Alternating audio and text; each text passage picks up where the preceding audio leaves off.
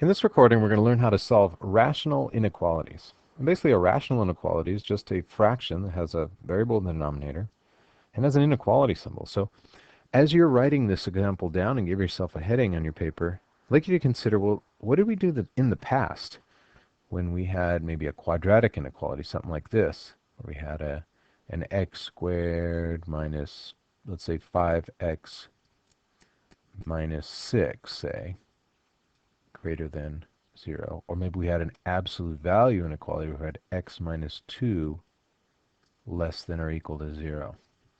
And hopefully you'll notice that the common theme we always approached these with was we turned their inequality into a related equation, solved those solved those equations, and then put those numbers on a number line and use some test points. So we're going to take a similar approach here. First thing we're going to do is we're going to solve the related equation here. Okay? So let's write this as an equation, x minus 3 over x plus 1. Set that equal to 0, and we solve. So when we have a rational equation, we always multiply both sides by the LCD, right? To get rid of the fraction. So our LCD here is just x plus 1, because it's just that one denominator. So let's multiply both sides of the equation by an x plus 1. As long as we're doing it to both sides of the equation, maintain its equality. That's good news because the x plus 1's divide out. What's left is the x minus 3 on the left, and it's just 0. And 0 times anything makes 0, so we just have a 0 on the right side, and that's easy to solve. That's the number 3.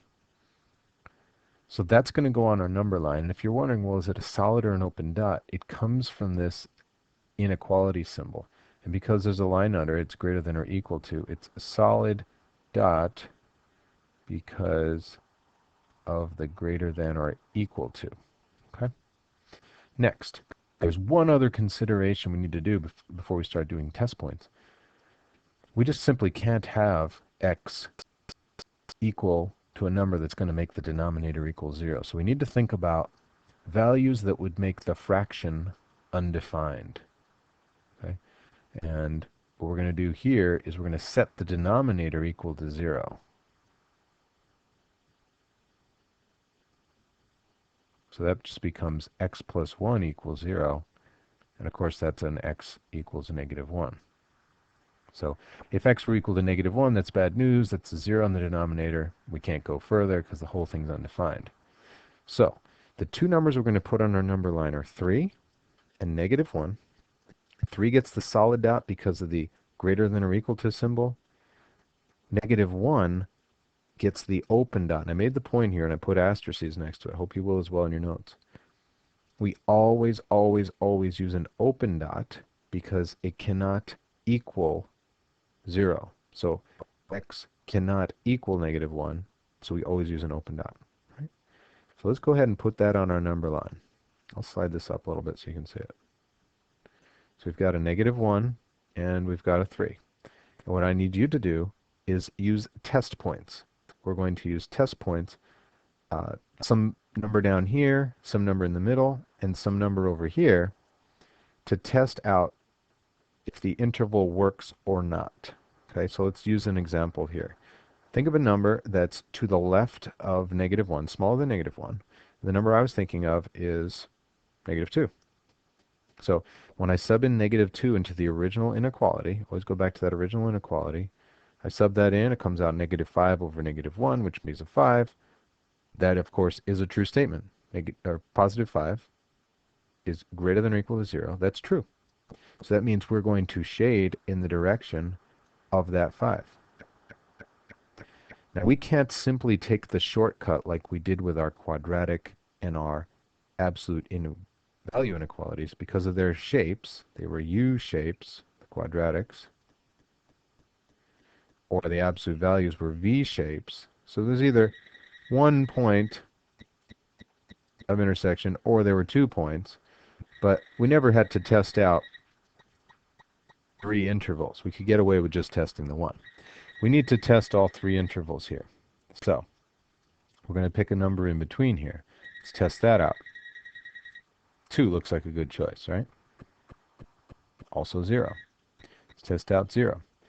So when I sub in 0, this is what I get. Sub in 0, negative 3 over 1. That's a negative 3, right? That doesn't work. So I don't shade in here. Here, I can pick any number up here. I could pick 4, 5, 17, doesn't matter. Let's try 5. Sub in a 5, and it makes a true statement. So I will shade in that direction. Now you might be thinking, well, it looks like they just alternate.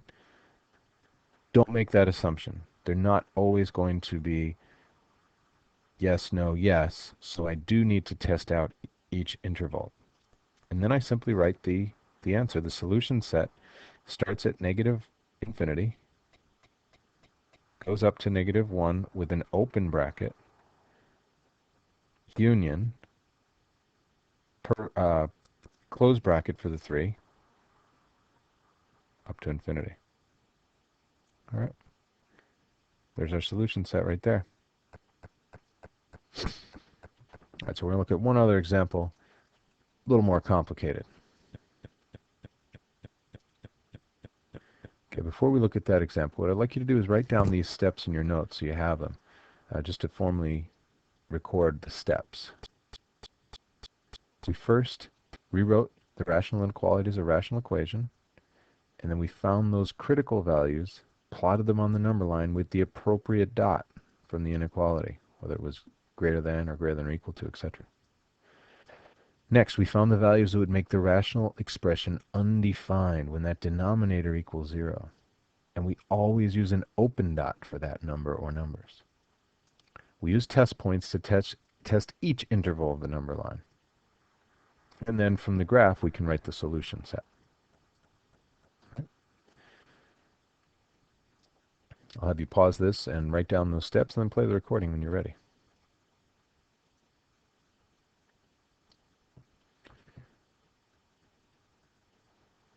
In our next example, we're going to approach it in a very similar way. This one's a little trickier because we have a negative 2 over on the left side. What I'd like you to do is find the value of the expression that would make the fraction undefined. I'd like you to solve this as an equals, as an equation. I'd like you to play the recording when you're done. So pause the recording now and get as far as you can. Okay, so hopefully you worked this out. You wrote this as an equation and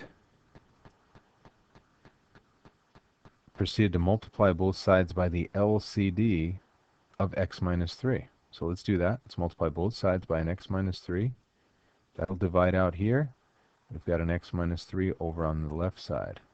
So I'm going to distribute that negative 2 to the x minus 3, giving me negative 2x plus 6. Over on the right side, we have an x plus 1.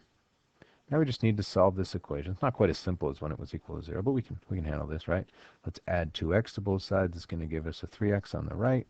Let's subtract 1 from both sides. It's going to give us a 5 on the left. When we divide, we get x equals the fraction 5/3, which is approximately 1.7. We're going to leave it as 5/3. I just want you to know about where it would be on the number line. Over on the right side, we set the denominator equal to 0.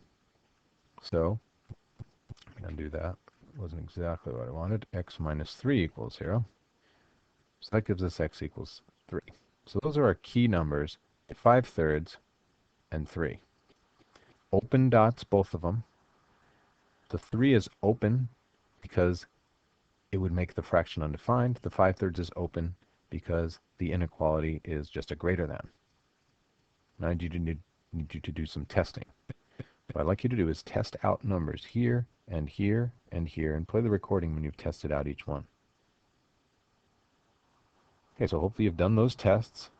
X equals 0 or any number down to the left of 5/3 fails, just doesn't work.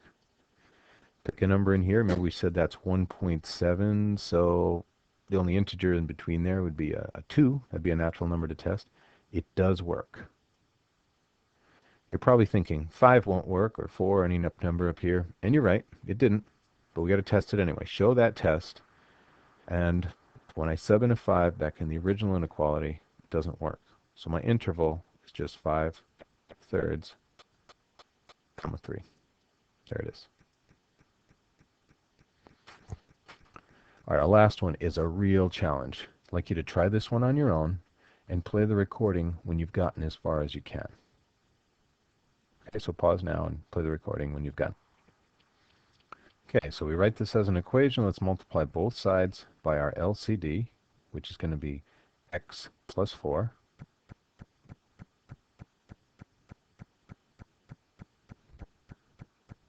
That'll give us a 0 on the right side.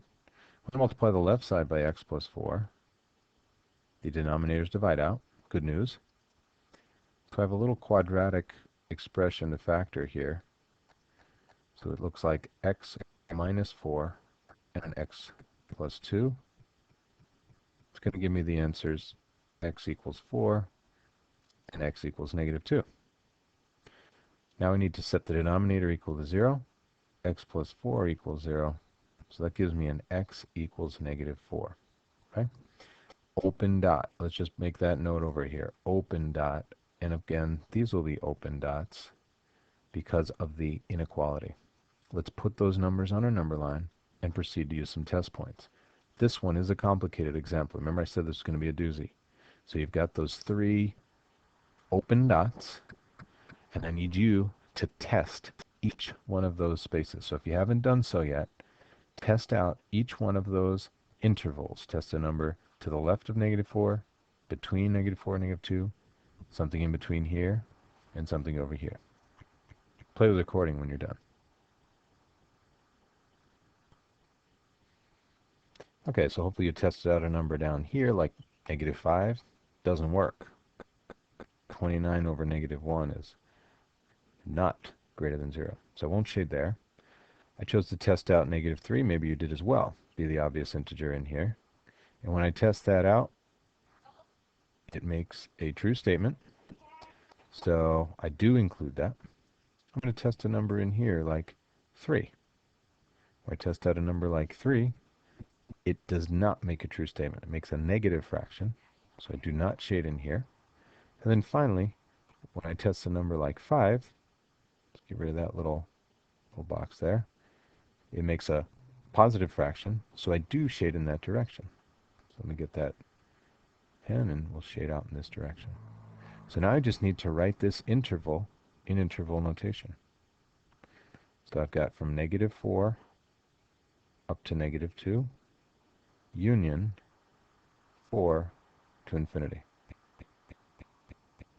That's a pre-calculus question right there. You're not going to see one as hard as that in this course, but if you can do that one, you can do any of them. Thanks for watching.